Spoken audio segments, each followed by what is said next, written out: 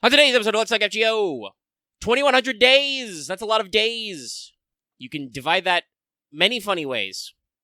Also, continuing on CBC stuff in JP, and some bonus little banners in NA, Da Vinci, Sushi. What else could be coming? Who knows? We'll speculate about Anime Japan, probably. All this and more. I'm Omega. I went really announcer there at the end. Don't know why. With me as always, not announcer, Lucky. Unfortunately, we can't actually say as always, but this week I am here, and I hope everyone is enjoying Fate Grand Order, aka Electric Town Time. While we here at Studio Mega like to bring you the latest Netgeno-related news and memes, we will be talking about current and future events with the JP and EM version of the game, so anyone not wanting spoilers should expel the barbarians and revere the Emperor. To be fair, even when I do Oops All Omega, I don't think I do the normal intro. I just kind of like, hello, am I here? Do I exist? I'm trapped in a tiny YouTube box, let me out! That's me every time I start a stream. Hello! Anyway, before we go any further, I have need to remind things, do things, patrons. Wow, I immediately lost it. I was real professional and announcery, and now I'm like, I don't know what's words. Listen, I'm hot. It was warm today. It was like 83 with a haze warning. It's finally cooling off now that it's after dark, but warning. Yeah, I don't even know. The computer says things sometimes, and I'm like, haze? Fog? Smoke? I think I have had smoke warning once before. Anyway, I said all that because I mean to say, before we get started, I would like to thank our patrons. Like Anna DeHarp, Blackest G, Carlos, Dragon, Ferris, Fightless Iceberg, Jeremy Vasquez, Justin Fay, John Sandoval, Starlight, Legendary Boss Hunter, Richard, Raptor, Rise of Kenji, Rogue Robin, Chavo, Sean Pryor, some guy named Bob, Siren23, and Varian the Crow. If you like what we do, want to see more, consider supporting us on Patreon. Get access to episodes early and lots of other goodies, and it really helps us out. Thank you for your support, everybody. And I say thank you not just to our patrons, though they are lovely and I do thank them, but also everybody who's listening. You're great. Enjoy listening in your commute to work, or while you're playing RE4 Remake, or whatever it is you do with your life while you listen to us. Maybe not RE4 Remake. I don't know. I haven't actually booted it up, so I don't know how the attention divide works. I'm usually a multitasker, but there are some games I cannot split my focus on. Anyway, we'll probably talk about more of that on What's Up. Check that out on our YouTube channel live on Saturdays, usually. If we feel like it. Oh, excuse me. If we're not freaking melting. Anyway, it's like 10 o'clock at night. We're having a late start. I was trying to power through the floors, and I could not do that because it's a lot of floors. It's alright. Lucky wouldn't be all the way done anyway. So, we'll have final thoughts next time. But Lucky gets his first thoughts out today. All this and more. But first, after that little preview of what's coming up, we need to check out with everybody's favorite Kawaii Mash. Senpai! 起きてください. It's never wait the focus Senpai for pro tips. Sorry if I said a little out of there. I killed my mic to cough in the middle of the sound cue. Anyway, very minimal pro tip. This is just something I thought off the top of my head earlier, and really it's as much a note to me as any of you, but man, level skills, they're cool. I've got a handful of higher level, SSR servants who are all fully leveled, but it's been a little while since I worked on their skills, even though I did pretty decent at the last lotto. It might just be my Himiko because rulers, but I noticed a couple of gaps. I need to remember to fix those. It's a little weird in the meantime, but they help when you're running 3-man comps all the time. Skill's good. Skill's good. I mean, they can be expensive, but 444 isn't that expensive. Usually my best used servants are pretty high level skilled, but it's definitely, like I said, I got a couple of newer higher rarity servants whose stuff I haven't worked out in a while. But yeah, there's your pro tip. Remember your skills as well as your levels. They're all important. Your level 90 servant is pretty cool, but if they're not, 10, 10, 10, 6, 6, 6, 4, 4, 4, whatever, you gotta wait a long time on those skills, and sometimes that matters. Anyway, let's move on to Records from the Throne, our regular achievement topic. Just me today, and it's not really much of one. But I did decide to spend a little on the Galatea banner. I wasn't rolling for Galatea per se, because I do believe she is a permanent berserker. But I do like CEs, so I did 2 10 spins, got 22, and I was able to get a full set of my banner CEs. I'm loath to say event CEs because I haven't actually checked if they actually do anything in the event. Yeah, they give you bonus damage actually. Oh, they do. Okay. Yep. I haven't needed it at all. Oh, I don't even know if you will need it for the first 100 floors, but Yeah, the 3-star CEs give you bonus damage for 3-star and lower servants, the 4-star for 4-star and lower, and the 5-star for 5-star and lower. So it's useful. I much prefer the actual event CE, which thank God they give us 6 copies of, but that gives you bonus bond during this event. So I am fucking bond farming today. I'll probably get on that earlier. Like, we'll talk about it later. Lucky is using the power of his how do I want to call this? Past financial irresponsibility to power through this event. Lucky's investment dividends are paying off in the only way they can, by being better at a PNG game. Well, you knew what you were doing, mostly. Mostly. Well, if that's all that, kind of in the same vein that, not much of a recordation, but a decent one. I have a small Not All the World's Evil. I have spent some tickets on the Galatea banner. I have not gotten any extra CEs, and also, hey kids, it's finally happened. I spent some tickets, and I have obtained the legendary 9th Steno. It's been a while, huh? But now we're here. Yeah. 9 Stenos. I do believe that is still my most rolled 4-star, is the 9 Stenos. I have a couple of other NP5s, and I'm at like 7, maybe 8 copies of regular Emiya, but the Steno stands out. And goes straight to Rare Prism Jail, because we're already NP5, baby. Nothing else we can do with that. But yeah, there you go. There's the long-awaited follow-up to the continuity. I mean, that's pretty useful. I would love that many NPs on Atalanta Altar. I think mine's still only like NP1. She's pretty good. But yeah, there you go. There's the payoff for the joke, kids. Stay tuned for when 10 Stenos. What will happen first? Will Omega actually NP5 and SSR, or will it be 10 Stenos? Find out. Oh yeah, I get to... This event feeds you a fuck ton of EXP for some... I mean, I guess I know why, because it's part of the theme to level up extra servants, but since the game also gave me more EXPs than I know what to do with, it's like, wow, I'm really scraping the bottom of the barrel for, like, oh shit, I have, like, 2 levels missing on this welfare from, 6 months ago. I never shaved off. Let's finish that out, etc., etc. At this rate, I may have to actually gasp, cringe, level Columbus. The man's still sitting at level 1 new, so, I mean, at some point, we'll just have to get him out of the jail, because, God, they give me so many EXPs. But not today. Speaking of getting EXPs, that's actually related to our next topic. Did you finish your master missions? So, to complete your master missions this week, you need to perform 30 FP summons. You need to defeat 5 servants, defeat specifically 15 Saber, Lancer, Rider, or Assassin class enemies, not servants or certain story bosses. And then the other half is the other 3 classes, Archer, Caster, Berserker for 15. Then get 15 EXP cards from battles and 30 EXP cards from battles. So, do the event. The only thing that you won't resolve in this is your FP summons, and you might do those anyway because there are, 3-star CE event CEs to hunt. So you can consider doing that one. You might not think about the EXP cards, but I do believe if you're actually progressing the floors, you can still. Some of them do EXP card drops, so you can get that done. And even if you can't, I do believe there are a few days left on all EXP dailies and all EXP training grounds being open. They're not half AP right now, but the AP expenditure of the tower is fucking nothing, so it's like 1 AP per floor, so yeah. If you have to, if you're a little pressed on time, you can divert to farm daily EXPs to get all these. And hell, you could also do the training grounds to farm the classes as well. But it's a decent one in there to round out. But yeah, that finishes our usual preambulatory. Let's talk about some news. There's a little bit of news. First of all, the Chaldea Boys Collection, the White Day, the Chaldea Heavy Industry, as it's officially called, event, is still ongoing, and it is indeed a full-assed event with all 3 weeks. So they've released 2 more summon banners, campaigns 2 and 3. So banner 2 is actually Mao Nobunaga and Izo, and then 3 is Lancer Ryoma and Izo, so 2 limited servants coming back, plus a limited 3-star. And both of them have all the CBC CEs, so, if our new lad, what was his exact name again? But if our new archer is not to your taste, don't know why Shinsaku wouldn't be, Takasugi Shinsaku. But if he isn't, or if you've been hunting for those limited Guda Guda servants, you got another run. Also, I mean, there are times when I feel like FGO regrets making Izo a limited 3-star, considering how popular he is with the fandom and how often he ends up on a raid up. Very true. But they're in it now. But yeah, so CBC is still ongoing. There is a new servant, and there's also the, banner rotations for all the permanents and story locks and stuff.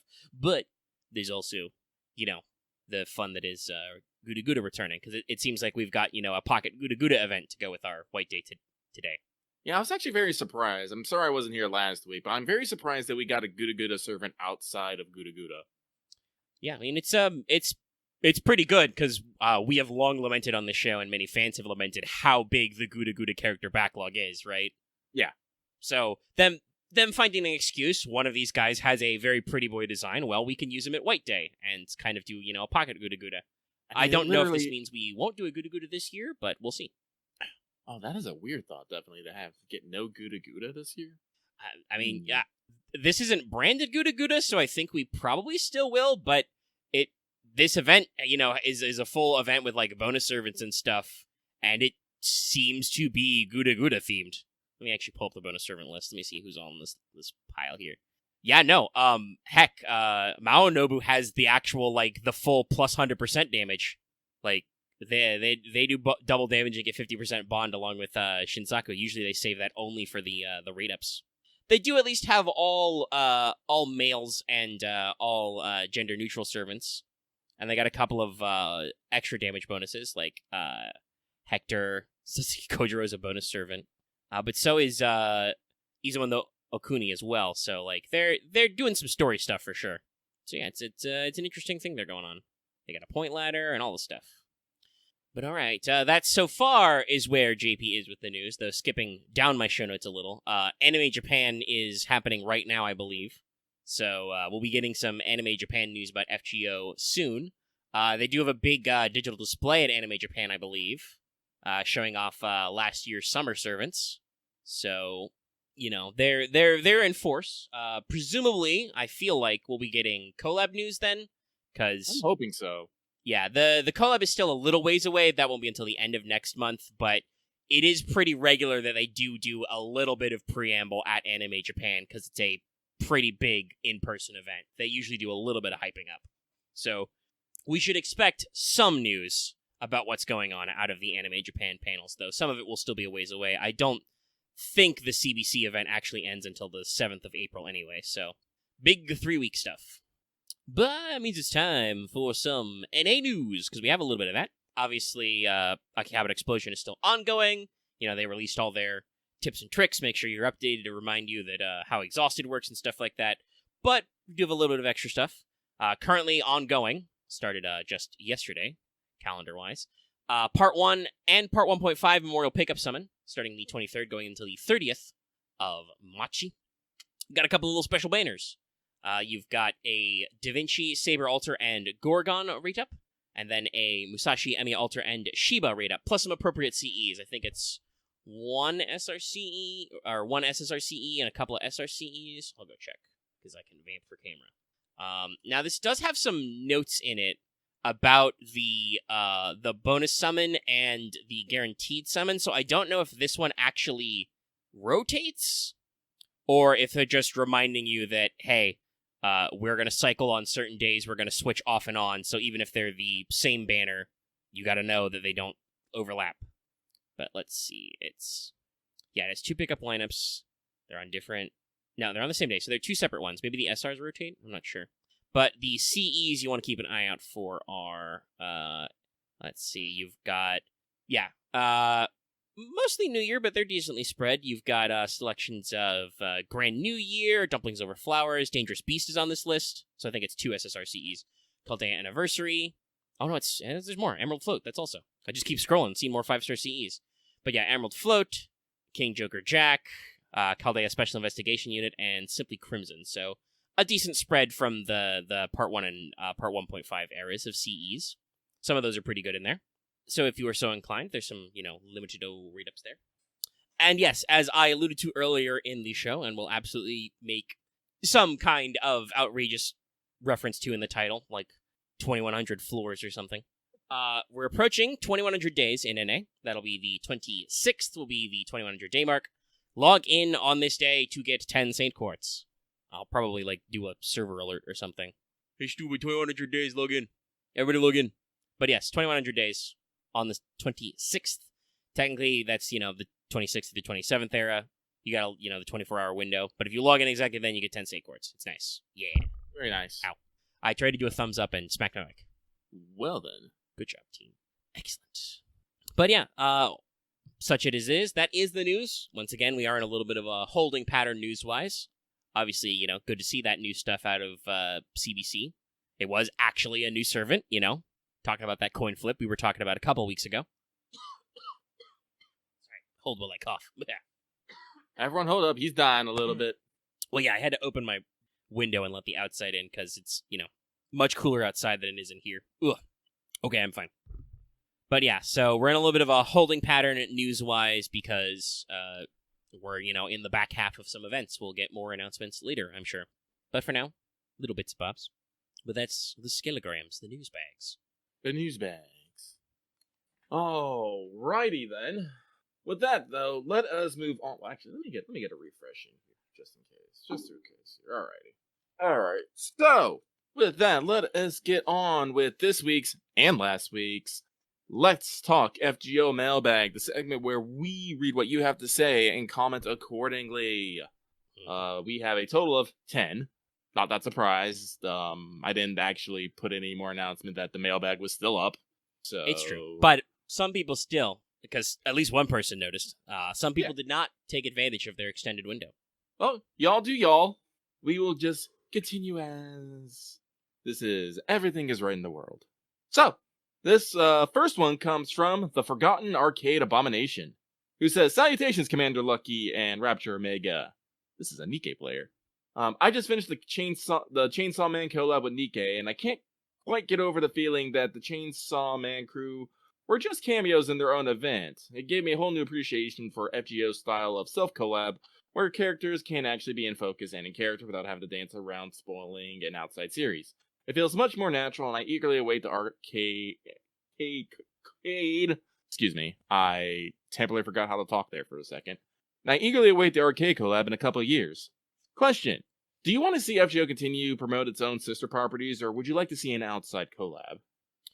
Well, there's certainly still enough Fate stuff to keep collabing. Enough Type Moon stuff, technically.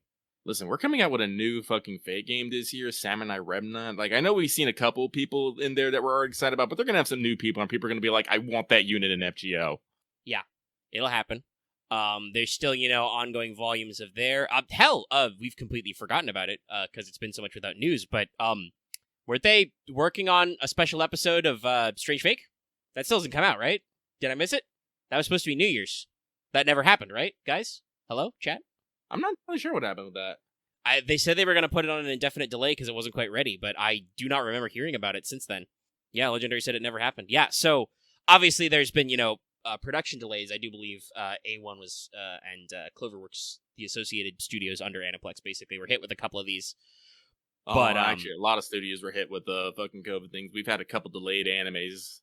One's restarting next core. One just is also just delayed and just fucking delayed. It's like, yeah, this is an aside, but we can do this because it's like mailbag and also because we're only like 20 minutes into the show. The anime industry, I should say specifically in Japan, is really interesting because it's still kind of like compact and especially for a lot of the actual workers is a little low paying, but also like ludicrous. The studios themselves, the studio space is really in demand. So this is a reason why, first of all, a lot of people will remember from their childhood. You'll remember shows like Bleach, Naruto, Dragon Ball Z coming out week after week after week, right? Right. Basically, nobody does this anymore but One Piece, and that's only because One Piece hasn't fucking stopped. I do think they occasionally have to take like delays and stuff, but they've shifted away from that because the studios get so blocked up with production that it's almost like video game dev times these days. Like, it's a little shorter because it's usually only like a year or two, but if you've ever wondered why some series that are I'm taking a 5-week break. If you ever wondered why some series take like a year or half a year off, like this happens a lot with My Hero Academia seasons and stuff. That's usually not because like they need that time off to like recharge their juice or whatever. Sometimes it's so that the manga can get farther ahead, but usually it's because their production committees have already booked their animators and their studio space for other projects for the next core, and basically they don't have enough time to cycle back to those projects because they're still booked up with future, contracts. So, yep. there's very tight windows, and I wonder how that works with delays, because I suspect that's really gonna futz with a lot of people's production timing windows. Stuff has to be very precise. Again, video games are still like way longer dev times, but is a very similar thing where you get these announcements of like, well, this game has been delayed, but it'll probably come out sometime, like Ubisoft's Skull and Bones, which is contractually obligated to come out because they received government money from Singapore, Malaysia, some country like that. I think it was Singapore. They took government grant money to open up a Ubisoft satellite studio who did the bulk of the work, and so the government's like, this game better fucking come out, or we're gonna get you. So we'll see if the game actually comes out, but there's definitely like a lot of interesting things like that. So yeah, I do not know what's happening with Strange Fate. I assume that would be a decently high priority for the squad, but yeah. But yeah, so to cycle back to the question about collabs, there's so much Fate still to collab, even accounting for like delays and stuff, right? Right. As far as we know, Extra Record is still coming out, though it's been a little while since we heard some news on that, but that's still, in dev. There's still several light novel projects which are ongoing. There's the second set of, Adventures of El Malloy instead of Case Files of El Malloy is the sequel series. I believe that's still ongoing. Hasn't been touched by FGO at all. So there's a lot there, but at the same time, we've seen some cool, like, gags about third-party collabs. The Gundam one, very infamous. I think we mentioned that a couple of weeks ago. Like, I wouldn't mind if FGO, grabbed some pop culture collabs, because I think that they've got the juice to do it. And give me my Nier Automata collab. That's all I need. That would be pretty good. Also, arguably pretty reasonable. Because funnily enough, I know this is very weird for me to say, I feel like our best chances for collabs, because of what happened, with the acquisitions and stuff, is probably Sony first party stuff.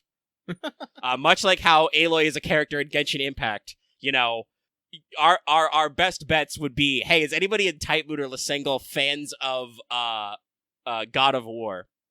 Sony, I believe, still owns all the rights to Bloodborne. I know Nasu really likes that one. Like, that's, as weird as that sounds, that is probably the most likely for an outside collab. If I remember rightly, yeah, I think it was in an interview with Nasu. Nasu talked about they would have to be very careful about any third-party collabs, because they would actually want to make sure anything fits inside the universe. Obviously, Fate is full of all kinds of universes which contradict each other's rules, so there is plenty of wiggle room, but he would, I think he would want to make sure everything is integrated properly, like this person who wrote in said they thought that, for instance, the CSM collab with Nikkei was not, but there's definitely, I think, some wiggle room in there. Sorry, now I'm just thinking about SSR Berserker Kratos. Boy comes out in animations. Noble Phantasm is just Spartan Rage. That's how you do it. But yeah, it's cool to think of these things, but yeah, I feel like Nasu probably won't go that far. It'd be funny though. Which do you prefer, Lucky? Oh, I'm kind of on the fence on this one. Like I said, I think it'd be interesting, but I'm perfectly okay with them not doing it. Mm-hmm. Like I said, there's still so many characters to explore in Fate. Just Fate on its own. Like, people are constantly writing new light novels, where, like, animation projects always being put into works, games. Hell, we were just talking about this earlier with the Guda Guda backlog. Well, not necessarily, collabing, other than the Grail Live was a very funny kind of self-collab, and arguably so was Learning with Manga last year as well. But FGO keeps coming up with new characters who aren't playable units yet. Yeah, so one of our patrons is lamenting there's no Prisma follow-up event, because there's like half of the probable usable characters from Prisma who aren't in this game. There's a lot of stuff that they could still do. Yeah, I think that's enough on that. Let us move forward. Actually, I should probably be working on the thumbnail. I'm not working on my Beast Tribes in Final Fantasy and playing 14. Not 14. I'm playing RE4R right now. A fun fact, I was able to actually get past the village now, so okay, I'm feeling a lot better about streaming Monday. I was a little worried. I was getting my ass kicked constantly in the fucking demo. I'm just like, Lucky's just sitting there on his bed as he plays, and like, do I just suck at this game? Maybe they spiced it up a little for the demo. They might have. This is why I said it's perfectly okay to take a little bit and test, make sure everything's okay. But You can bet your Buppy I'll be testing, because I have been playing in these Mega Man X games before. I'll be testing X4 before we do that. Whatever. And we get to coin flip. Does Lucky go first or do I go first? Eh? I wouldn't be shocked, because the chainsaw demo is technically unlimited time. It does have a limited number of space, but you can play it forever. It's not a timed demo in that sense. So if they made it deliberately difficult, I can totally understand that. As opposed to, I actually played, and there's some, honestly, kind of bad. I did something that fucked with the audio, but the Resident Evil 8 Village demo was just, like, self-contained. Oh, let us move on to the next one. This next one comes from Karna and Galatea have come to stay at my Chaldea, and I am excited by this. They say, question. Howdy, y'all. From this week, my question somewhat relates to my alias, and that is, what is your favorite permanent 5-star units of each of the main classes? That's a lot of fucking classes, my dude. Yeah, you're asking me for 7 responses. Honestly, I could probably, if it weren't for the fact that I'm trying to recoup my battery because I'm on floor 95 and I've been trying to jam like 30 or 25 floors all day, I could check like what my most used permanents are, but I don't want to do that right now. I'm trying to recoup my battery. I got a couple that are... How many permanent 5-star are there? Oh, Osakabe Hime is an assassin, yeah. 5 stars. That would probably be my one. My one singular permanent SSR assassin that I own. How many permanent SSR berserkers are there? I know Vlad and Kualter, but they're both not in my fave list. Is Nightingale permanent? Oh, yes, Nightingale is permanent. Nightingale for berserker. Yeah. Caster is Tamamo. Sorry, Omega just had a moment of like, wait, do I own any of the permanent SSR berserkers? I don't think I do. Ooh, Ryder, would it be Odysseus or Drake? No, Raiko is a limited servant. I know she gets a lot of raid-ups, but she's limited. Yeah. As is my Kintoki and my Summer Musashi. Yeah. Yeah, Ryder's hard. I don't know if I do go. I don't know if I go with Odysseus or Drake or Nemo. Ah. Yeah. No, that's tough. I mean, I want to say Odysseus, but I only just got him and have not used him that much. So I probably should say Drake. She is definitely my most used. Oh god, and Maven Quetz isn't. Ryder is fucking stacked. I mean, I'll say this: Maeve and Ketzer are story locked, so that's a little weird. Yeah, I guess that's fair. I Europa is good. She's good. She's good grandma. I mean, for me, Saber's really easy. That's Mordred. That's my level 100 one. Though the Dioscuri are also pretty good if you want to go single target. I believe they're permanent. I think I'd have to go with Mordred too, just because I don't know. I mean, they gave her a couple of buffs. She's got a pretty good kit, and she has a good costume. Also true. Permanent Lancer. I mean, it's probably Karna. I have a couple of SSR Lancers. I think Karna is the permanent one I use the most. Sorry, I just had another soul search. I was like, wait, permanent Archer SSR. Do I own any of those? Let's see, I have a lot of 5-star Archers. I own Arjuna. Yeah, I don't have one of those. Somebody just in the chat just said Napoleon. Don't got one of those. I do, but as long as I much for mine, I don't think he's someone I call my favorite. He's still level 1. He's a cool guy, but I don't have one. Let's see. If this was like 4 and 5 stars, I'd be able to rattle off some names easier. But Tesla is story locked.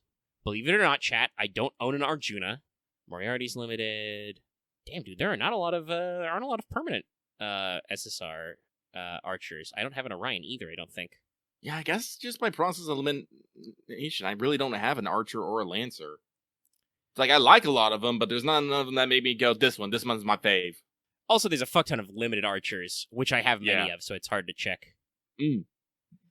I would say Vitra if I had one. Yeah, same. No, that's I mean, I don't in my Lancer slot now. I think Karna might be one of my few permanent SSR ones. He's a pretty good one. Oh, Enkidu's technically permanent. He's also I do like the Clay. It's a good boss killer. I mean, she's story locked, but I could make a joke about the fact that I grilled my Canis to 90. Or we're talking about that, then it's Tama Cat, who's like, for my Berserkers get switched to Tama Cat, who's fucking pretty easy to do. Yeah, 106 right now. I put a lot of love in that. Let's see. Yeah, out of my permanent casters, it's it took me a while to get her, so Tama's up there. Check. Anastasia is not limited. I think she's permanent. So yes, Anastasia is permanent. I remember this. Mine's NB2, so I do use her as well for an offensive one a lot. Though I also have quite a few limited casters. I'm going to pull up the assassin list to just double check. Oh, okay, no, actually, that's right. Jack is permanent. It's been a little bit Jack- since I've used her, because I have so many single-target limited ones who are slightly better at generalized damage. Oh, yeah. But no, I'm still going to stick with Osakabe Hime because I enjoy her gremlin energy. I think that means we've discussed at least every base class. Yeah, Because let's they said leave it main at that. classes. Oh, hey, there's technically, if you count Shielder, there's 7 regular classes, and now with Pretender, there are 7 extra classes. Let's leave it at that. Makes a very even graph. Yeah, I mean, I think we covered all the stuff, so... hello, Tyrano. We were somebody asked us what our favorite permanent SSRs in all the regular classes were. How we had to have a big thunk about that. So let us not think about this anymore and move on to the next one. This next one comes from the Eternal Storm, who says, question. The U and the Y are right next to each other. It's true. Question. With the arcade collab coming, that's 2 M's, in a little over a month, how do you think they will adapt no space, arcade-only service onto Mobi? Mr. L. Mr. Nell, thank you for both your time and effort. No, thank you for yours. And the thank you was perfectly spelled. Yes. I mean, I think we just look at, in this case, well, you could look at a couple of servants, but probably look towards, like, what they did do with Small Da Vinci and with Lady Avalon, who have kind of in the same vein kits, but, much more SSR'd up. Like the Welfare Small Da Vinci's kit, I think in arcade was, like, very simplistic and basic. But, Lady Avalon's is, pretty straightforward. It's similar to Merlin, but different a little for her niche. So I suspect that's probably where we're gonna go with any, playable collab characters. Like, I feel like between what they've done with the collab unit and in the game already as a boss, like, there's plenty of room for, if, we're all hoping, fingers crossed, knock on wood, roll bones, for Tiamat to be a collab servant. I'm sure there's enough there that they would make a kit that works for her in FGO mobile, with an alter ego kit. I don't think any of our alter egos have self-mod EX, do they? That's only like For alter egos? Yeah, because that's only like Jolter and BB. I forgot which letter of the alphabet she was for a second. So like that, we know that's a canonical scale that Tiamat, different TM sounds. That is a canonical skill that Tiamat has, even in her little femme fatale form as self-mod EX. So, like, you could go that route. They gave her a couple of skills for arcade, which obviously don't necessarily translate one-to-one. This is something we talked about a lot with Proto Merlin / Lady Avalon. But, hey, for Lady Avalon, they mostly just overhauled her kit to, be more relevant to mobile. So that's probably what they'll do. They'll adapt them that way. You can't see it, but Lucky was doing some deep prayer for Tiamat collab. I did actually double cross my fingers when I said cross your fingers. I'm gonna be very upset. Well, I won't be upset until we pass the secret time of the third banner, because sometimes they will just do that. At this rate, the collab will be 2 weeks long, so yes, there will probably be 3 summon banners. We'll see. That'll give them plenty of time to get all the units out. How would Nega Genesis be a passive? Depends a couple of ways. What is it? Isn't it technically a passive in the game now? I believe what does so. it actually do for her? Because most of our other beast candidates, X-Beasts, whatever, have their Nega skills. And if I do remember, they are getting weird with fucking passives nowadays. Passives just do things and stuff. So her big form has, let's see, she's got super monstrous strength for a big attack boost, which they could also do, but they might not. Independent manifestation is passive, obviously, so we don't need to worry about that. We already know what that does. Her Sea of Life skill increases her NP gauge in-game to max. That probably means a self-battery or something. Yeah. Or maybe she has passive NP per turn. So Nega Genesis seals man or star attribute enemies for 3 turns. So it might be an active skill and just be an NP seal on enemies. Or it could be a passive where she gets, like, increased damage reduction to NPs or something. There's a couple of different ways they could implement that. Pre-event banner for, like, Proto Merlin and Rider Da Vinci. I could see that. It's interesting because her, as an enemy unit, she has, like, very debuff-focused abilities. Her, Blue eyes is, cursed with normal attacks. Red eyes is reduced enemy star generation. Dark eyes is reduced NP generation rate. But Tiamat Larva is like... Blue star eyes is... Okay, no, it does something similar. Seal enemies critical and then inflict heal block to them. Red eyes is stun and curse. And then Sea of Blue Stars is recovers HP and battery. And then her NP is, Namudoranki. Oh, child, defy the laws of creation, which is just... that'll probably stay. That'll probably stay in AoE Buster that purges her own debuffs first. Because that's... If you guys don't remember, that's... her NP animation is when she does the fuck this shit, I'm out, and just leaves. Goodbye, cruel world. So that makes perfect sense for that to be, shedding debuffs. So yeah, there's a couple different ways they can do that. What's up? You find some gross shit in RE4? Well, there's always been gross shit in RE4, but they've upped the gross shit. So I made a dude run into a fucking wire trap. It exploded. There's body chunks everywhere, and you just see tentacles wiggling out of them. I'm just like, okay. Yeah. Man, I thought they upped their game with like 7 with the gross mold shit, but and the first person, losing your limbs. But no, I decided we're gonna keep the gross body horror.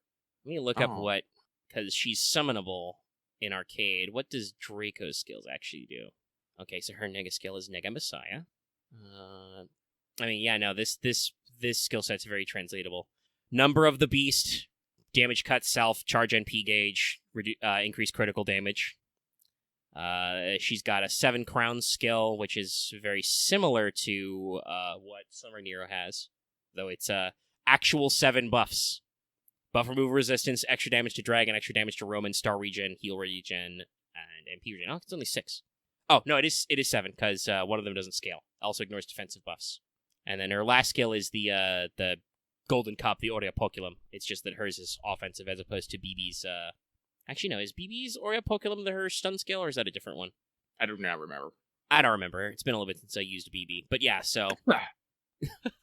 Well, actually, now that I'm looking at what in arcades Draco's NP does, I kind of hope they keep that gimmick because it's funny. What does it do? Hold on, fight to sneeze. Pain. I got it. Okay, it's leaving me. So it's an AoE art, but its overcharge effect is it deals bonus damage to all of the original 7 classes: Saber, Archer, Lancer, Rider, Caster, Assassin, and Berserker. That's funny. I hope they keep that if they make her playable.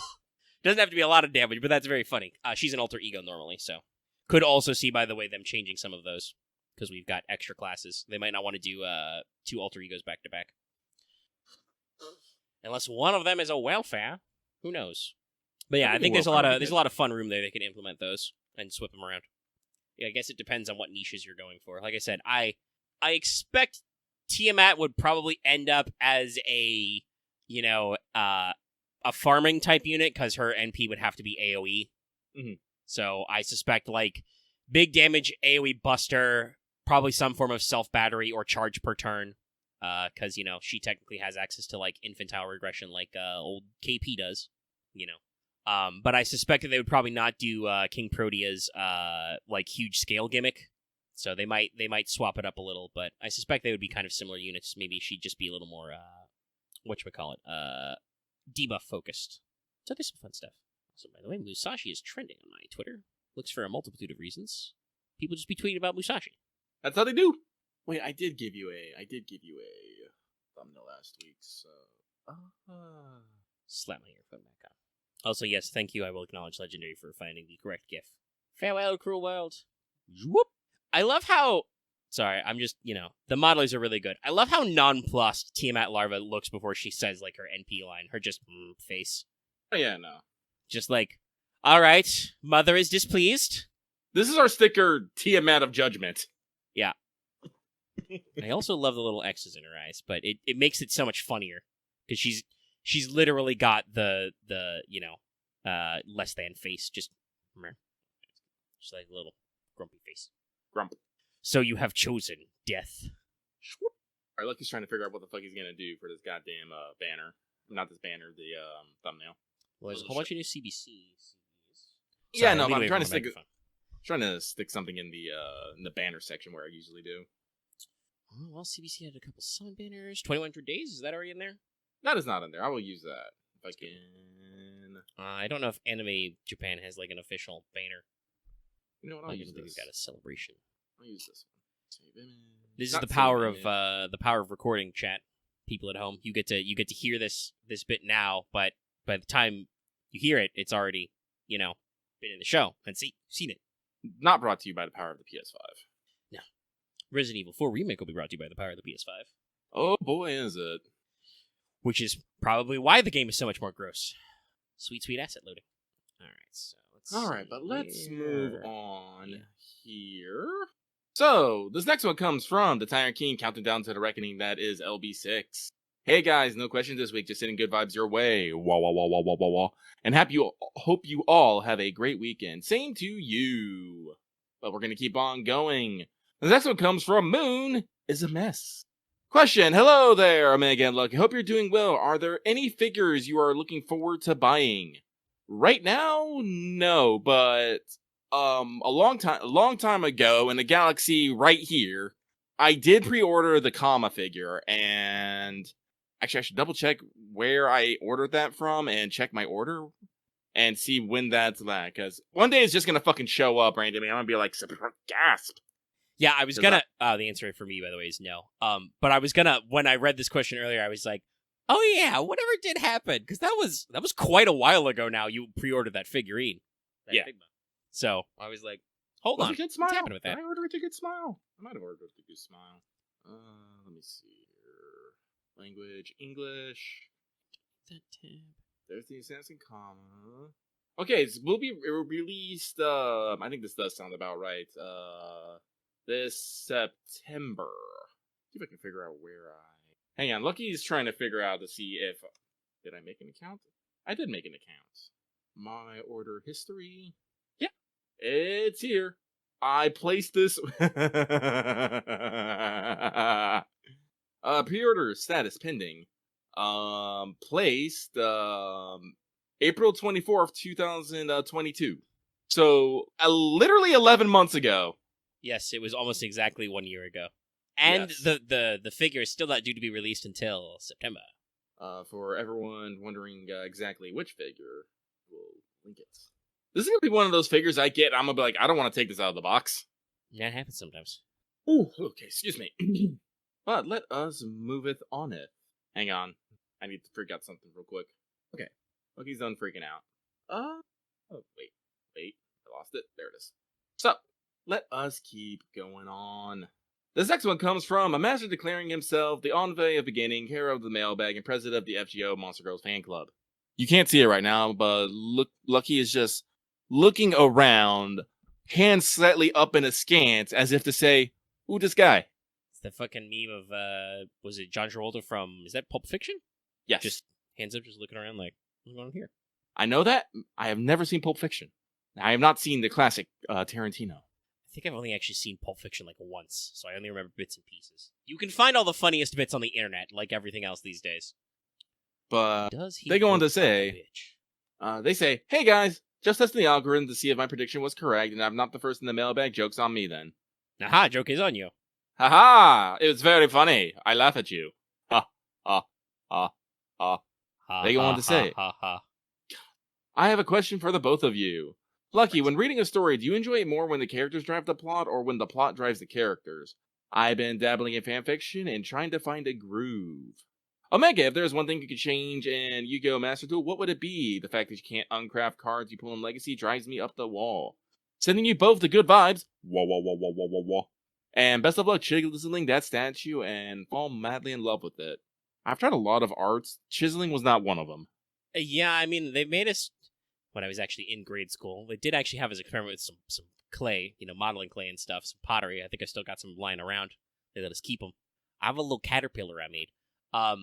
But actual chiselwork statuary, nah, that sounds like a pain in the ass. Because if you fuck it up once...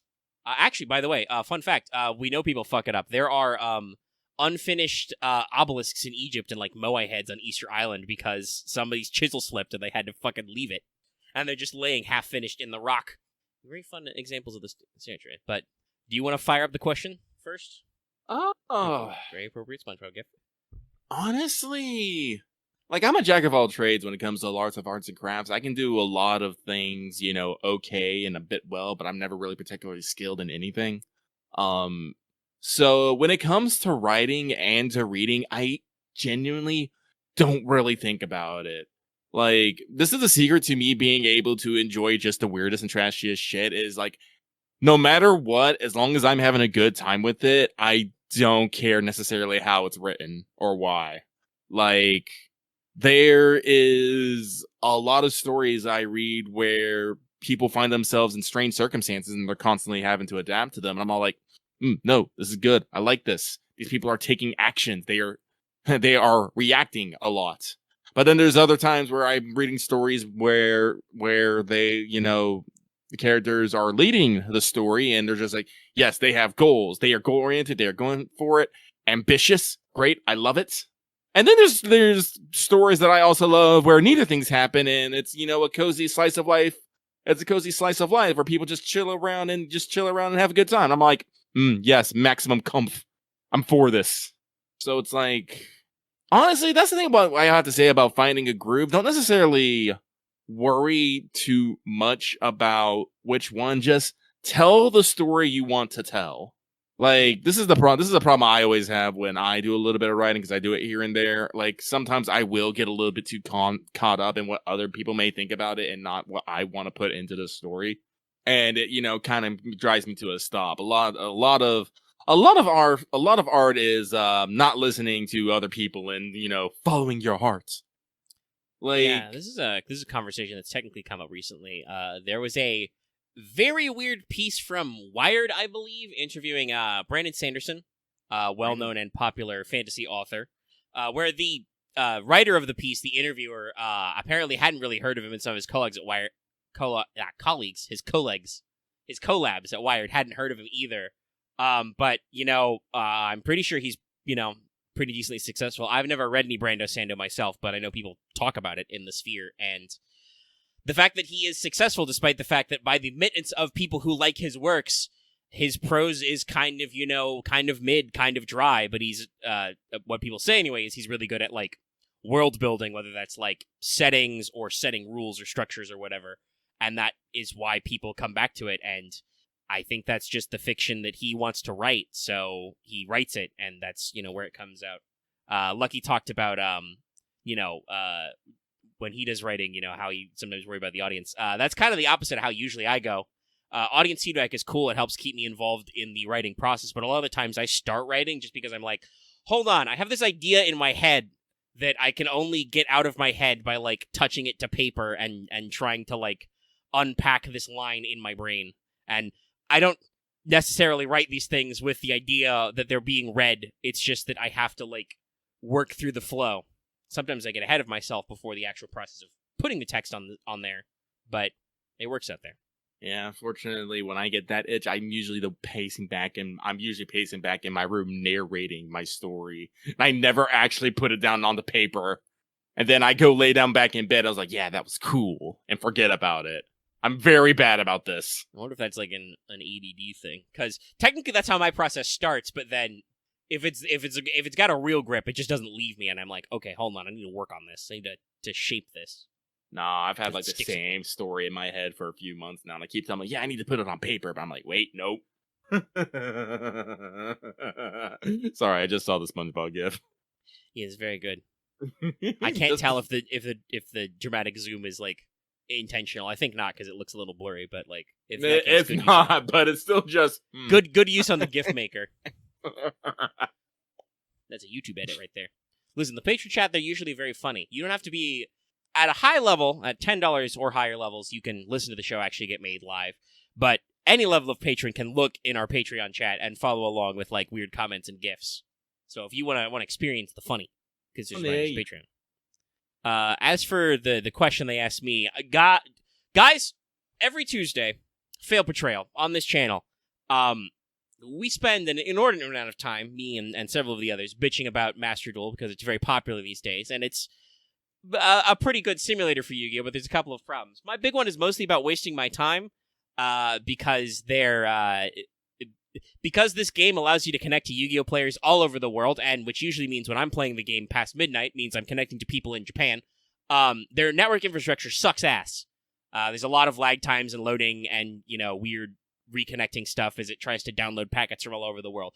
It's really cute how I can lose to players in Japan playing FTKs and stuff, but it means that sometimes games take a long time, and I would really like them not take a long time, so just, I'd love for those timers and those idle timers to pick it the fuck up, and I'd love to be able to just still get credit for matches that I played, but have to clearly surrender because that is the end of the game, rather than wait for my opponent to figure out the game is over and just win. Because there's also no interplayer communication, so I am not allowed to tell other players, hey, the game's over, just attack me.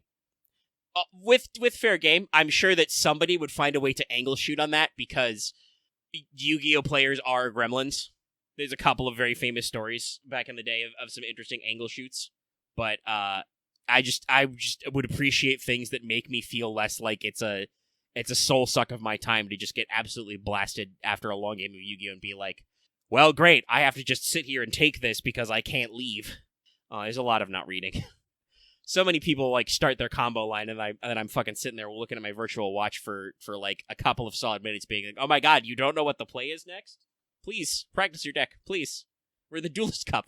This is supposed to be like a qualifying thing for like this turns into a closed invite-only tournament at the end.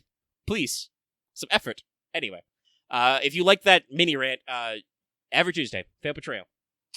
Me and the Yugists, we yell about stuff.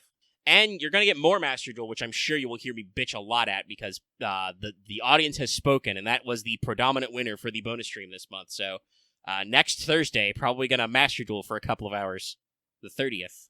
So I'm that'll probably be ladder, too, at that point. So get ready for some spicy mega. Honestly, yes, that would probably be much more productive than me playing ladder X. If you want to practice math mech, it would probably be much more funny for me than what else would happen. Anyway, okay. I think we've answered that question decently. I'm gonna drink some water. Hydrate or dihydrate. I'm almost done with the thumbnail. Alrighty. Save as TN 2023 0334 P1. Do not save it as a fucking clip. Save it as a punj. Oh my god. Sorry, Alfredo and Michael Jones from Achievement Hunter are in a marathon stream for RE4. Yeah.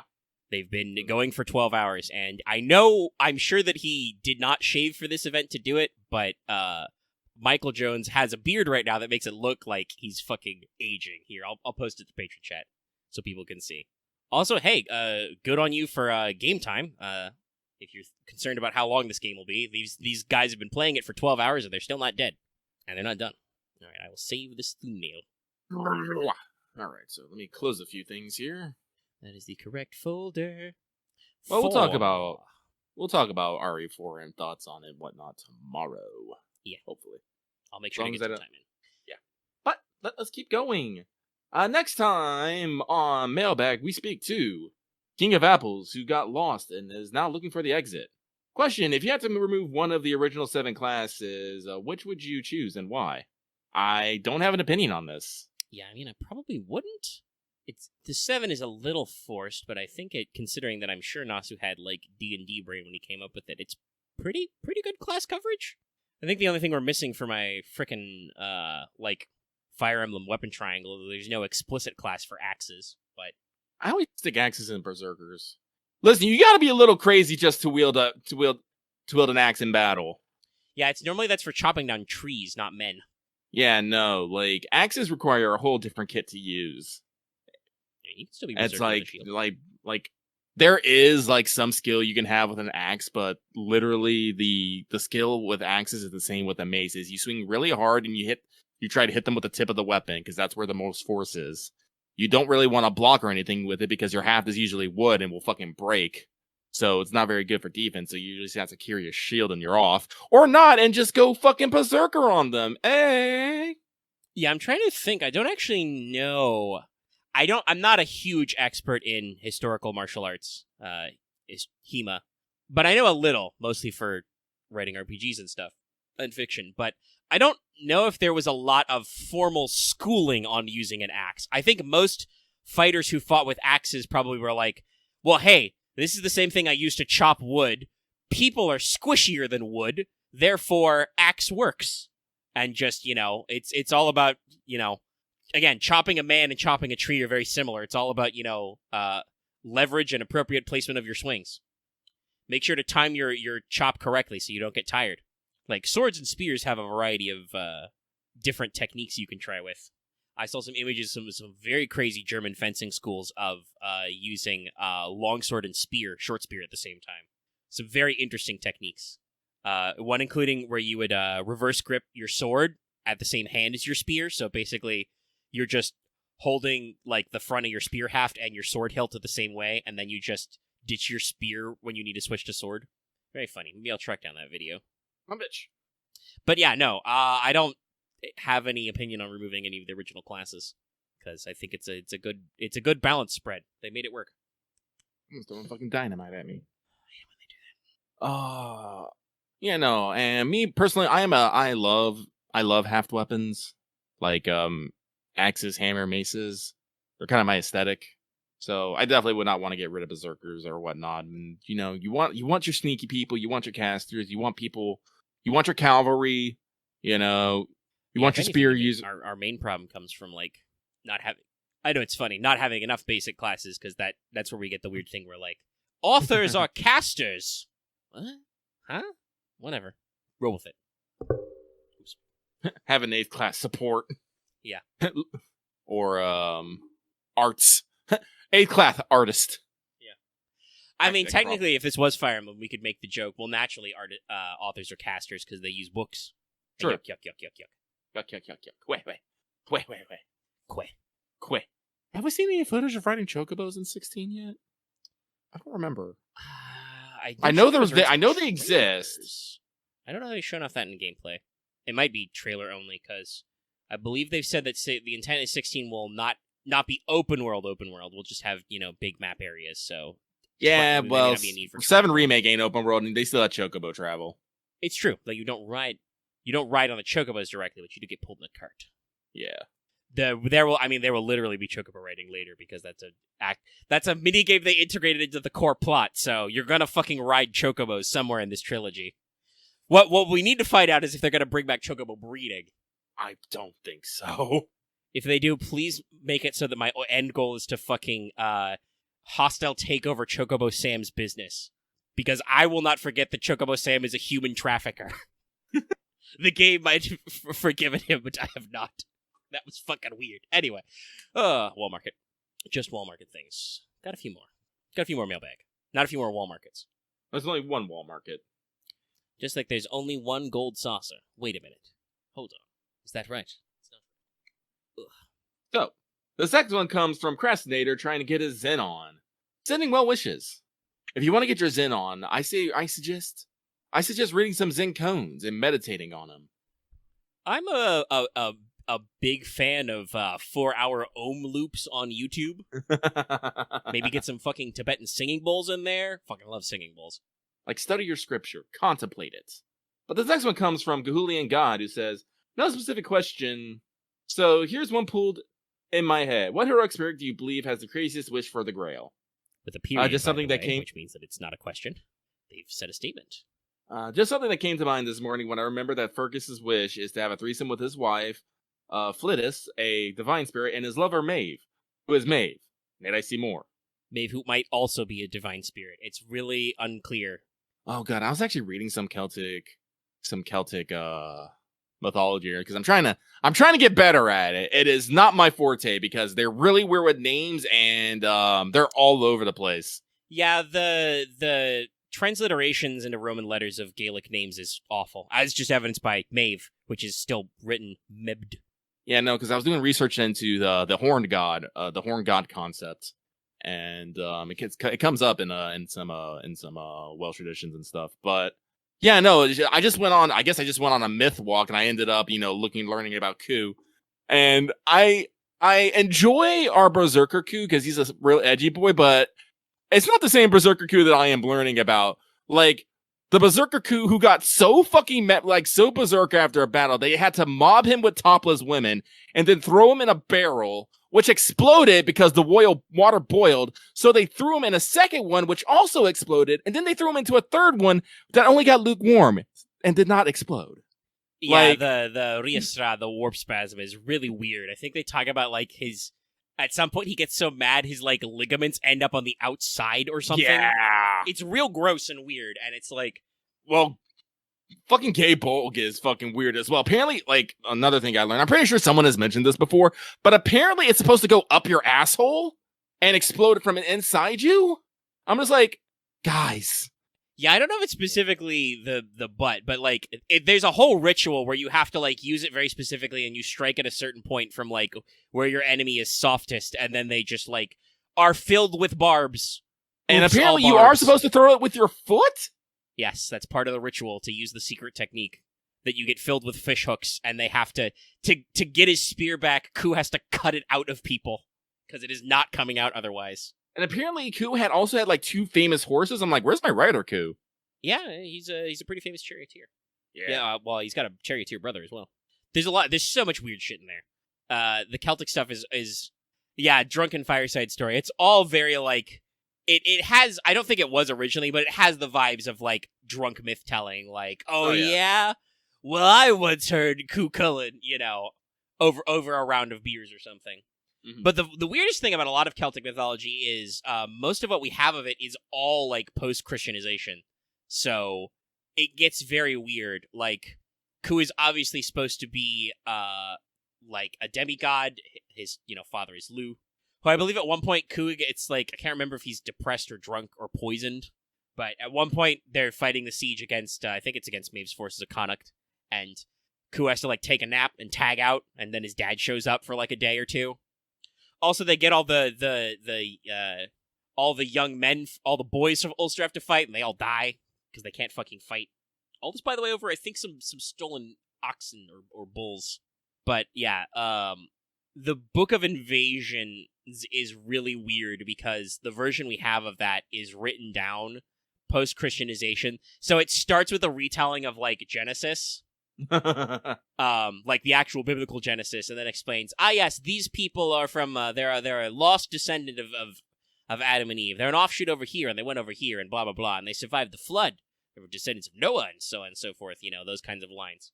But then later, the novel loops around, and like one of those same characters from before comes back, and it's like, hey, I'm a personification of Ireland, and I've been here the whole time, and it's like, okay, so you clearly are supposed to be like a goddess that personifies the land, but because this is post-Christianization, we can't say that you're a goddess. We had to like reintroduce you as, a queen and a biblical character. But yeah, it's really, really weird. Yo, FGO, can we get the Morrigan, by the way? That would be pretty fucking sick. That would be pretty fucking sick. I love that's her name, too. It's the Morgan. It's not Morgan, it's the Morgan. I'm like, yes! Yeah, I think it's because some of the time she's a triplicate goddess, but other times she is just herself. And yes, no, as Lucky said, they do just give her the definite article. But like I said, Lucky has been name means like Great Queen or Phantom Queen technically. So something like that. We just don't even say her name. We just call her the Morrigan, the Big Queen, the big girl boss. The envious wife of the Dagda, which I think is just the good god, the big boy. Yeah. No, like I said, I've been trying to work on my Celtic mythology because Ancient Magus Bride season 2 is coming up. Yeah. And like I said, they do really good work with how do I want to put this? Legends from the old world, I guess I want to say. Yeah. A lot of research. Also, very Lovecraftian too. It's a little weird. Yeah, they got some. Ancient Magus Bride has some good urban fantasy and some good mythopoeia wrapping up a lot of stuff. Like there's very appropriate original stuff. For instance, like how Titania and Oberon appear in that are very true to mythos for the fairies. Mm-hmm. Hey, we're all nice and cool and we're great, except when we're creepy.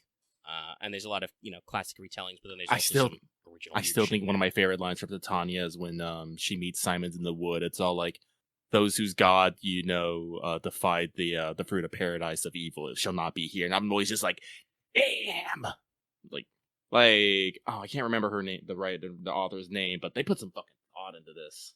Yes, please go catch up on Witch of Mercury. That is also continuing in a couple weeks, and boy, howdy!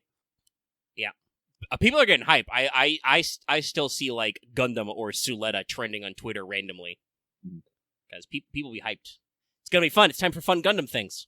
Yeah, like war. That's a War fun thing, sucks. right? Wow, cool Oh. robot. We're just gonna, we just need to see if we're gonna drop the school on planet Earth, or other such Gundam classics of war crimes. Maybe we'll do a biological attack on the school. Maybe there'll be nukes involved. Giant space lasers? Gundam's really fucking crazy, guys. There's a lot of gnarly shit that happens in Gundam. Not to say that some gnarly shit hasn't already happened in Witch from Mercury. A guy got fucking disintegrated. Another guy got squished. In the prologue, Suletta's dad exploded. Well, Suletta's dad, because questions, thoughts, feelings, timelines don't add up. But there's a lot of. There was a very heavy implication that the Gundam Ariel is empowered by the souls of a forsaken child. I believe there was some ghost laughter in one episode. Weird. Anyway, That's strange. this reminds me though. To bring it back to FGO.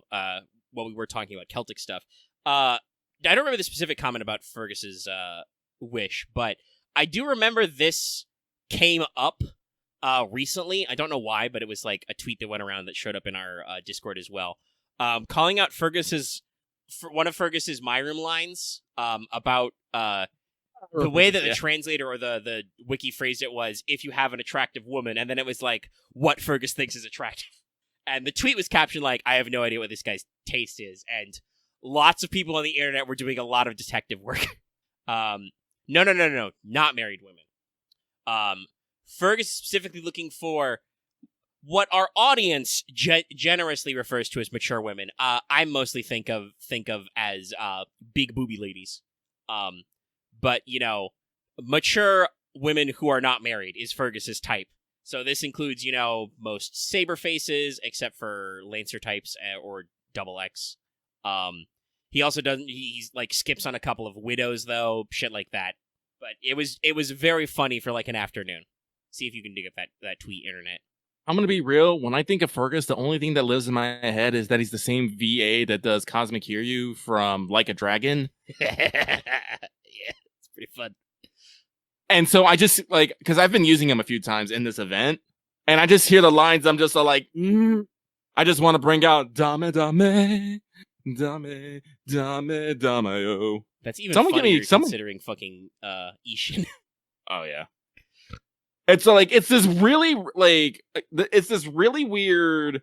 I have this really like I know like the three characters that I know off the top of my head is he's the grandpa from Welcome to Demon School Imura-kun, which is a comedic character, like hella fucking comedic. That's like this is like high pitched screaming. It just kind of noises here. And then we got Fergus, who is semi-comedic but semi-serious. And then we have Cosmic Kiryu, who can be comedic. By the way, Omega, did you do the Courtesan Anna mini game when you played? No, I did not get that far in Ishin. Okay. Yet. You The last should. thing I did was the dancing mini game. I'll get back to it. It took me a while to complete Judgment as well, so I'm in for Ishin because it's doing very interesting things, but also it's a Ryuga Gotoku game, so like the pacing is kind of all over the place, but that's the point. Like I said, the Anna Courtesan, the Courtesan Anna game is fucking hilarious. Well, I should say the fact that third they found part. a way to put karaoke and also dancing. They have two different rhythm games in here. As like they know what they're doing. There's all kinds of fun They know stuff what they're in doing. They here. know what they're doing. But like I said, that's always what lives in every time I hear Fergus speak. I'm like, I'm not saying this is a bad voice, but And it's also, it makes me think. I don't think he is because I feel like the internet would have freaked out about it. But is Gotomachima's VA in? I do FGO not believe anywhere? so. No. They should find some sort of crazy freak man to have him play. Just get it. I'm pretty sure you can find another Celt in there. Get another Knight of Fianna. There has to be more that we haven't put in here. We only got fucking Deermud and fucking Yeah, I'm sure there's And the loads king. of dudes in there. There's all kinds of shit you could dig up.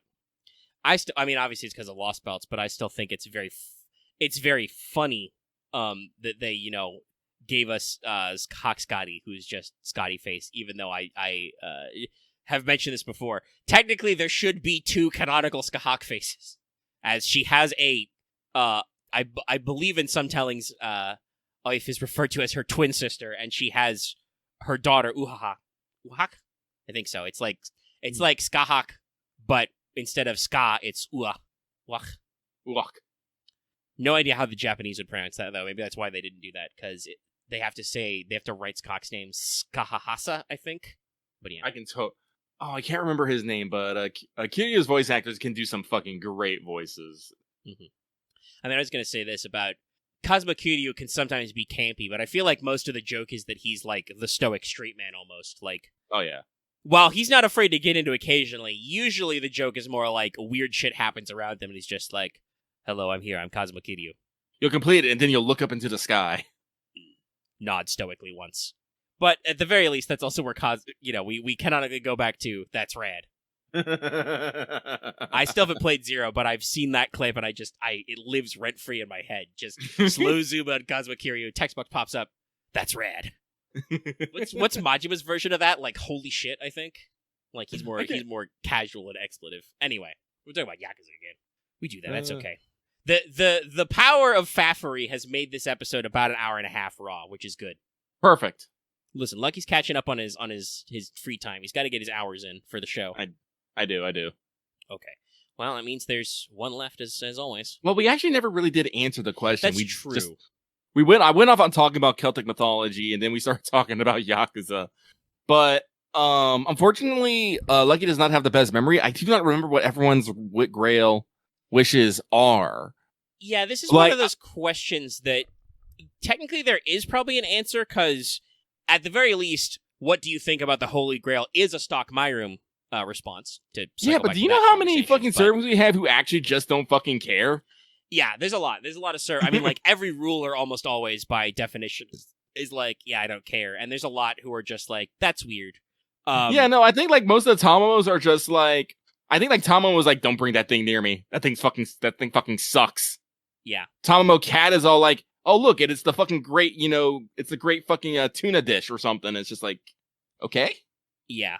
There's a lot of, like, weird back and forth or, like, inside jokes. So it's just the general question we have when anybody asks about, like, the entire roster of servants, which is over 300, is like, yes, every single character who's playable has a line about the Holy Grail, for better or worse.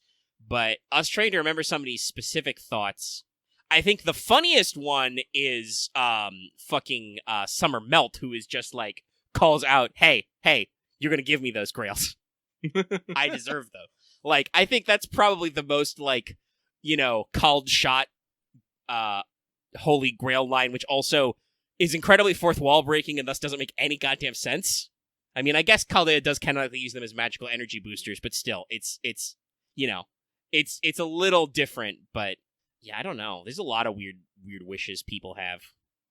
Like, I'm gonna guess Summer Musashi's line is probably about her being like, "Oh, I ate udon out of that once." I do think it is udon adjacent, if I remember correctly. Well, yeah, because that's what happened to the Las Vegas event. Is she was starving in the desert of America and found a Holy Grail to eat food out of. I think she wished for, like, damn dude, I need some fucking udon. Could we even give her 7 grails at that point? I guess, yeah, because she's a 4-star, right? Summer Melt, yes. Yeah, so you could actually give her 7. Yeah, that would get it to 100. I had to do some math. Once we get Grail casting, I'll start considering doing more, because there's a lot of servants I want to get up. Eventually, I want to get my Blackbeard up to 90. That's going to be a fucking trip for people. They're going to just be like, oh, what's Lucky's writer's report? They're going to see Blackbeard just... When he gets his summer costume, too, just... That's great. I'm excited for that this year. Yeah, we're going to have fun. And also, everybody remember to pay attention to that one, because as far as we know, that welfare's not coming back until they decide it will. Hopefully, it shouldn't be too hard. Hopefully. Hey, once again, we can turn this into a call to action. People at home, when you're listening to this, leave us a YouTube comment about what character you think has the weirdest wish for a Holy Grail, Please actually write down what it is, too. Yes. Make sure to mention, what character it is and what their actual wish is. But that might start a conversation in the comments. We'll see. I mean, Karna did come back. We thought he wouldn't, but then he did, so it's like, okay. It's a big question mark, chat. Now, why is Bloodborne trending again? It could be... Honestly, it might not be trending. It just might be showing you a... No, it's an anniversary date. 8 years ago is when it launched. Oh, okay. I have noticed this sometimes. Sometimes things won't necessarily be trending. They'll just be a lot of it'll just be popping up in a certain amount of bars. Like I've seen things trending that are only like 1.2 thousand, but next to thing there are like 70,000. But the 1.2 is just something that I have looked at before. Yeah, I see that right now. So what Twitter says is trending for me is Musashi with 4.4k tweets. So that's just Twitter being like, you like Fate, look here. But Bloodborne is 22.1k, and once again, Booba is trending with 24.8k. Booba. Is it good Booba Day? Is it that day? Let's check. Let me click the tag. What's going on? Twitter, what is it? I personally am a fan of Good Ass Day. Yeah, I'm not really learning anything. I think it is just a natural trend, and then once something like Booba starts trending, people will be like, oh, boobs are trending? Let me get in on this. I think the funniest trends are when something trending and people are asking, why is insert trend here trending? Yeah, I don't know if Twitter got better at catching those or people say that less, but I remember those days would happen a lot. My For You tab is blowing up with RE4 jokes already. Though I'm also getting some extra fluff on it's PAX East this weekend, and several people are talking about what Yoshi P did. Because he is a gem. He is a precious present. No, it's good. He's milking this joke for all it's worth, and I love it. Yeah. And I mean, it makes sense, too, because, like, Square is still a pretty decently sized company. Like, technically, normally speaking, there's no necessarily reason for, like, Yoshi P to be the director for both 14 and 16. It's just that's how it shook out with the fact that 14 has been around for so many years and stuff. So he has a good point to be like, hey, by the way, it's just he has a very very idiosyncratic way of approaching that announcement. It's not like just like for instance, it would be like if I was like trying to get people to watch Fail Portrayal and being like, hey, also on this YouTube channel, there's also a guy called Omega who does another live stream. It doesn't have quite the same ring for me, obviously, but yeah, it's very amusing. We like it a lot. We appreciate him. Yes. I don't know. Did any news about that's probably a better question for what's up, but I was wondering if any news came out about 14 about PAX East, or if it was just like Q&As and stuff. No, it was just Q&As and stuff. Like I said, they're having a producer from the live letter about 6.4 coming up soon, I believe. And I do know that they had some cardboard stands for the the Final Fantasy 14 X Puma collab. This is the world we live in. But there's some standees of some lads that people are being normal about on the internet. That's a term now. I did. I don't know if I remember if I retweeted that, but I did see somebody posted, and I did actually see this in the For You tab on Twitter, was like, hey y'all, are you normal about Y'shtola? And there were many people in the comments who were like, no. Or were like, define normal. Listen, everyone loves our cat mom. Yeah. The Estinian comment, though, is funny. I do remember at least somebody was like, I think it was somebody who was assisting with the setup, but they were like, asked because apparently the Square Enix helpers didn't necessarily know what they were going to do with the cardboard standees after the convention is done. And so this person tweeted that they had a moment, and then the assistant said, no, you can't take Estinian home. And they were like, I was seen. I've never been so scoped in my life. They know what's up. They know. Yeah, I mean, I'm sorry. Like, I'm sorry. That would have been my immediate thought as well. It's all like, we don't know what we're going to do with these. And just like, they probably would have heard my sharp inhale of breath, too, as my fucking, one brain cell went into fucking maximum overdrive. Yeah, you just do the clasp hands inhale and just like, like, no, you can't technically take it home. I think it's more just like they're not sure how they're going to ship it back, or they're going to put it in storage or something, probably. Probably. But, all right. We still have one last mailbag. We do have one. And it comes from Agent 418, who says, hello, Lucky Omega. Have a good weekend. Thank you very much, Agent 418. I appreciate you as always. And somehow you managed to end up at the bottom as usual, whereas that guy who was like trying to figure out a way to get YouTube to put him at the front, it didn't do that. I don't know. It's weird. I don't know what the magic is. I really don't. This is technically still set to sort by top, not newest, but I don't know how YouTube decides this. But yeah, that's mailbag. It's a mailbag. Just gonna wrap up here. Not fully wrap up, but like wind this back in. Though we certainly could wrap up. It's been somehow managed to make this go for almost 2 hours. Woo, go us. We're at an hour 38 and some change, so we're closer to 2 than not. But I put this here for just Akihabara Explosion thoughts. I was very, very early in the story when we did Oops All Omega last week. I'm not done with the main story. I'm only at floor 95. Lucky, what floor are you ending up about? I'm at 48 right now. Okay, you did pretty good. Then case It's a power of 3 K-scopes. I swear to God, all I have to do is put in I have to put in two AoEs and a single target. The problem's solved. Yeah, usually. Once you get to the later half, there's a couple of 2 waivers, but even then, that's just like NPs usually solve that problem. Mm-hmm. But yeah, so this is your first opportunity to be on mic and talk about your thoughts about the event. And I've got a little more to talk about, though I don't want to give anything away for Lucky still catching up, or other people still catching up. I know that Fino put out a video like a couple days ago about like, so you're gonna speed run Akihabara, because there will be some people who will try and do like all 200 floors in the last like 3 days because they've been busy.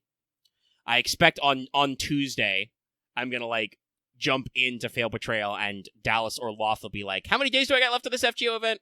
And I'm gonna be like, I don't know, like 4? Plenty of time. But I mean, yeah, what are your initial thoughts on this so far, Lucky? So far, well, I think my problem with this event is I don't necessarily feel the pressure to play it. Like, for one, we don't have event currency. We don't technically have a points ladder. Like, there's nothing to really grind. It's all just complete the levels, which are pretty easy, and just keep going. Like story-wise, I'm enjoying it. It's simple and good FGO writing. There's a miniature singularity. We grab some jokesters and we go. Guess what? There are more jokes abound, and we're just gonna wing it. And this is one of those. This is almost like what I want to call a slice of life FGO event. Like, the stakes aren't really that high, and we're putting much more of a highlight on people doing the weird or random stuff than we are the actual event. Like, every time I hit that 10 floor mark, we have some sort of silly contest, like, finding the perfect Dojin, hanging out in a maid cafe, a fucking model building contest. We put those all in battles, but, technically, they're just doing regular ass stuff. And, I love it, but, again, it doesn't really, spark my sense of urgency at the same time, It's true. There obviously are rewards, like every 5 floors you get a little faux sticker. It's very adorable. And I want to turn that into a stamp, like a literal fucking stamp. Yeah, it's pretty good. Like, the aesthetics of this event are choice. And as much as we might maul about some of the content, the backgrounds are also fucking for this. Choice. Mm-hmm. Great work. Some of the sprite work, like some of the new fucking, not sprite work, fucking CG models, like, we have fucking maid characters now, and, a robo-maid. I'm just like, wow, they just pulled this out for this? Really? Yeah, they did they had some drawing time with the background artists. Yeah. And the foreground artists, technically, as well. And every 5 floors, you also unlock, like, a bonus extra quest, which gives you, mats rewards, though, obviously, I have been bamboozled by a couple of those. Those are, honestly, quite a bit harder than the regular, one at a time floors. The back alley quests require extra effort. I have been jobbed out of a couple of them, so like had to bring my A game, which is a little weird. But yeah, I think I kind of agree. Like, that's why I'm not at 100 floors yet, is because like I would do like 10 floors a day maybe, and I've only just now hit the point where like, oh, I only have like 6 days left, and that's not enough to do all the floors. I might want those crystallized lures and shit you can get. Very glad for the fact that you can get to 6 copies of the event CE before you hit 100 floors. Very nice, thank you. Do that more, please. That is actually like an incentive to get at least some work done, to get your very nice CE. But I do like how the writing is paced, because, like you said, we do like a weird contest, but also every story pip has a follow-up pip that's no battles. That's just like random vignettes. And I love that. Yeah, great stuff. When you actually hit the first 50, stores and you switch to going to the actual tower, the plot does not really get any more cohesive. There's usually more plot revelations, but there are definitely a couple of battles where it's like we literally have a conversation with this character, and it's like, well, we're gonna fight you now, and you or Mash are like, why? And they're like, eh. And I mean, it doesn't really, drag you down, but it is definitely got like, some. It feels like it doesn't have a sense of urgency. Obviously, you want to figure out what's going on with this figure king, but it's funny because like I feel like the character who's most invested in like actually getting to the bottom of this is Nero. Yeah, but also Nero can't make up her damn mind because every time she sees herself, she's like, "Oh no, I'm beautiful. I'm hot. Wait, I'm supposed to be mad at me. Fuck. Ah, yeah." And then she goes, "Yes, fucking would be a great idea." And she's like, "No, Nero, no." Yeah, she's got some great lines in there. And like you said, we assemble a great.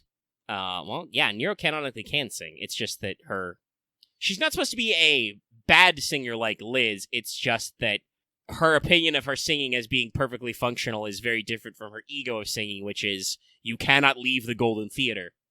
But no, like you said, we assembled some jokesters, and I think I didn't talk too much about this, but I think we did assemble a good crew for this kind of mission. Nero kind of inserted herself. I love the joke that she used her imperial privilege to hijack the Singularity before we even got there. I think that is like one of the few times something like that has happened that hasn't been like an evil villain plot of just like, yeah, one of our other servants already pre-fucked it up. But, it's definitely good to... I know she already got like a little bit of a cameo in Valentine's, but it's good to see Edise in a context outside of the collab event because... Yeah. In the collab, and we talked about this at the time, she's doing a lot of her, try-hard Chuni phase stuff. Mm-hmm. Whereas in this event, she's more just like, oh god, I'm the only reasonable person here. Help me. I was like, oh yeah, I'll go with you guys. I've been to Akihabara before, and she gets there. She's like, I have not been here. Help me. She's like, oh no, this is way weird. But she's got some choice interactions later. Obviously, you don't even bring Osakabe Hime along. Osakabe Hime inserts herself. I mean, it's to be expected. Yeah. And she does have a line when you go to the arcade with Tomoe and getting Jinako involved, where she's like, we all swore this would be the one thing we would do if we could go out, is we would go out to Akiba. Well, she also then follows that up is because she doesn't want people coming at them at them later about being about it. Yeah. Like, you're the Otaku crew, shouldn't she be excited about Akihabara? She's like, I'm not about this life. I'm like, well, yeah, no, there's a lot of thing. Oh, somebody's just posted in our anime manga channel, but apparently there is actually a section in Aniplex's stream to talk about Strange Fake, so hopefully we will get some follow-up news for you. Oh, thank God. Well, it's good, we were just wondering. It hit me like a poleaxe earlier. I was like, wait, right, that was supposed to happen. So hopefully they'll, at least give us a timeline on it. And I honestly, actually, it wasn't the male gaze, it was the gamer gaze. It's true. I mean, you can make jokes about male gaze, but like in their default forms, none of those three ladies are really that like sexified. It's more than just like, yeah, no, like when they were describing the weight of emotions, like lust and love, well, I don't think we're anywhere in that. I think it was like more just like bamboozlement. Oh my god, there's a girl playing a video game, and certainly that can be like a thing, right? Like that's definitely people have said that there is that kind of like, oh my god, a girl energy sometimes, but yeah. And some of it was just, I think in some senses it was also on them, like there was just some stage fright, like Tomoe solved it by putting on her VR headset, so she just had no periffs, But yeah, there's a lot of fun stuff there. I love little details. Fucking Odysseus being a Gunpla collector. I'm like, yeah. Slots right in. But I also appreciate that he's not like a weirdo about it. He's like, after Galatea like mods the thing he just bought, he's like, cool, can I have this? And she's like, you don't mind? And he's like, no, this is rad. This is cool. Custom job. Yeah. There's lots of these little moments. But I think this is why I love these. I really like these events. I love seeing these little sides of characters. Yeah, and it's definitely, like you said earlier, slice of life. Those extra pips, like, do a lot that they don't have to do. Like, none of those are related to directly what we're doing. They're just, servants are just fucking chilling in Super Akihabara. Yeah, like fucking, like I said, I just got done with, Floor 40, which is the Dojin shop, and the, one after, and the, slice of life after that was, the Maid Cafe, where Anastasia and Semiramis hang out. And then there is just, It's just Concert Yang and fucking Nightbright, just hanging out, and it's just like, I never really needed this context, but it's hilarious to see the relationship together. Yeah, and I'm like, it gives them an opportunity to put together servants who should be together, like for reasons Yang and Wuzetan should actually probably hang out a little, but also Skelegrams and Anastasia have no reason to hang out together other than just like it's funny. Yeah. And then I think did Amakusa got on their Instagram and fucking called her out? Yeah, no, because Anastasia has a camera installed in her V-doll and uploaded the picture to Servantgram, which the immediate comment was from your friendly neighborhood priest. So it's just like, I do believe that is also the moment where there is a brief Captain cameo. One parfait. Yes. And the maids are like, but sir, we're supposed to give you, and he's like, no, you don't understand. No. Give me the parfait. And the maid's just like, then why are you here? I'm gonna be honest, maid lady, I don't know if there are other cafes. Alternatively, the joke is probably that Nemo has compatibility with the maid cafe, so he just got sent there to take a break. But yeah, there's all kinds of fun stuff, and obviously that'll continue as we go up the tower. I think sadly those vignettes will end at the end. When you clear all 100, I don't think there's any for what is called the meat tower, is the 100 reverse floors or whatever. But it's pretty go elastic. There is some appropriate character cameos you may not have seen yet. Some characters you may be wondering, we're talking about like the fine arts and figurines. You're wondering like, hey, shouldn't somebody else be here? I'm waiting for my Medea. Yeah, well, it'll happen. Also, it's funny, you brought up a certain writer earlier. Mm-hmm. There's no way that guy's going to miss out on this nerd convention. Yep. It's very fun interactions there. But yeah, so we'll probably have final thoughts on the whole package here. In general, I think because these events are pitched to be intros to new SSRs and stuff. What do you feel about Galatea so far? Now that we actually get a look at her. Not in that way, even though every single character in the game does. She kind of has that Kuderi kind of personality going on, where she doesn't express herself very much, and I'm pretty sure she would say it's because I'm a statue, and I'm all like, that's great. I like her design aesthetics. Her attacks are I haven't been able to use her NP yet because just how the game works and other things, but yeah. I think she's fun. I like her. I like her character, and I'm excited to see where this ends up. Yeah. I like they commented about what her baggy pants and arm guard are for.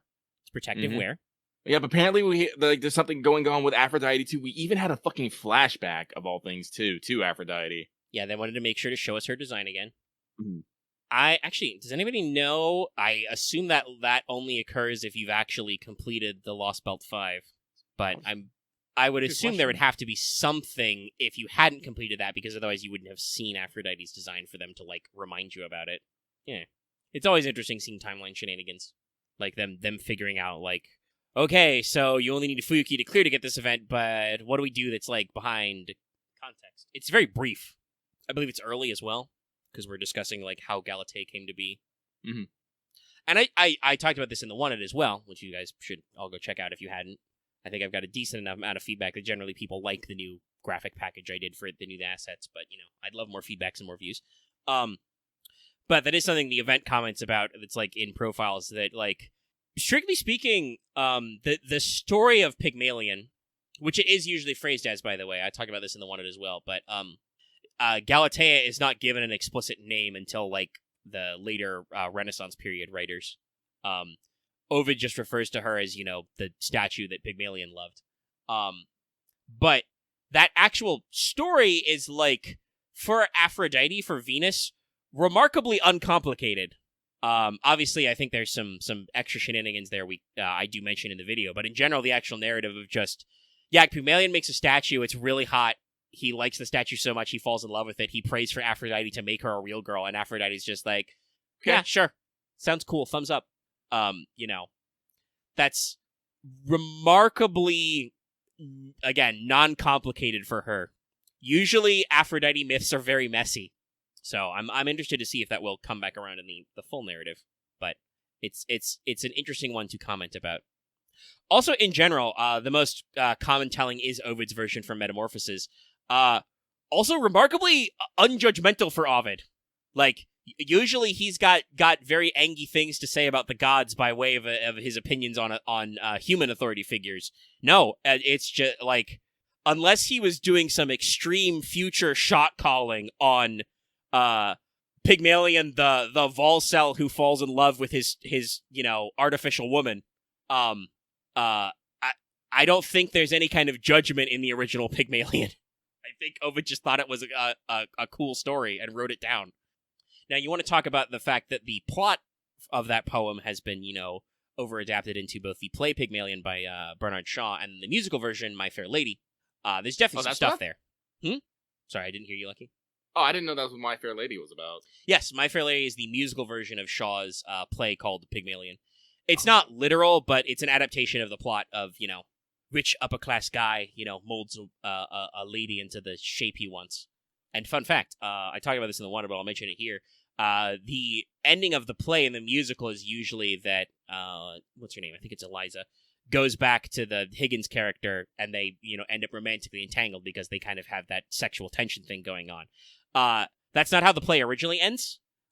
Shaw thought that Eliza should go off and become an independent woman, but apparently the lead actors revolted and did it their way. And he was just like, fine. And he wrote like an epilogue / essay about it later.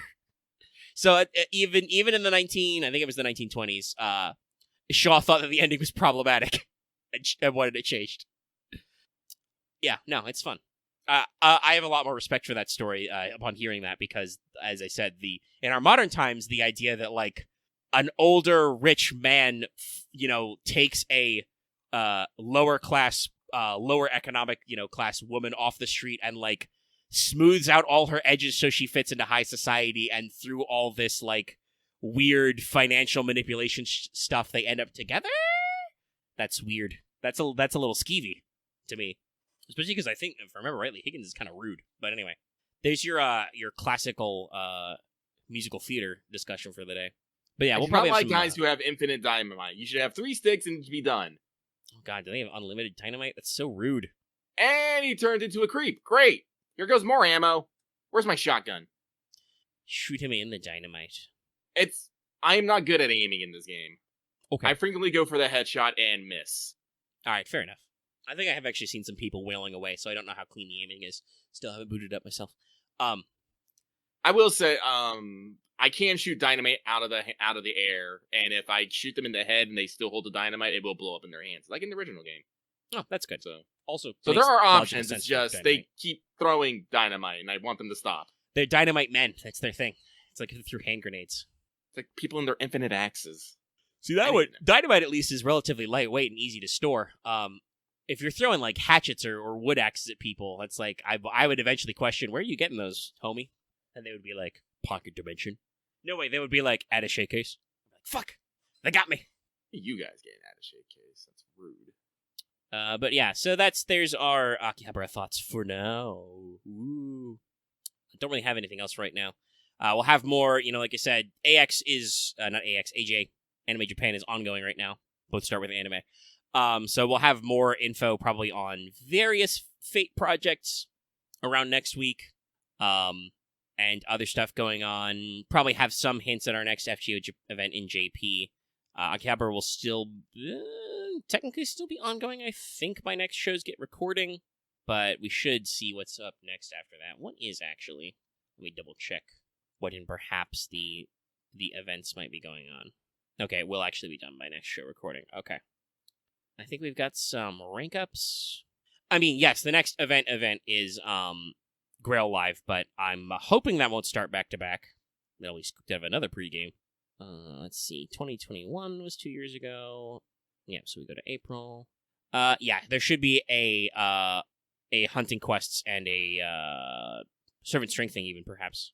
They might make those run simultaneously, or not. I don't know. I think the servant strengthening is in a week, but hunting quests and servant strengthening are supposed to happen before the Grail Live, so we'll probably see that in some form.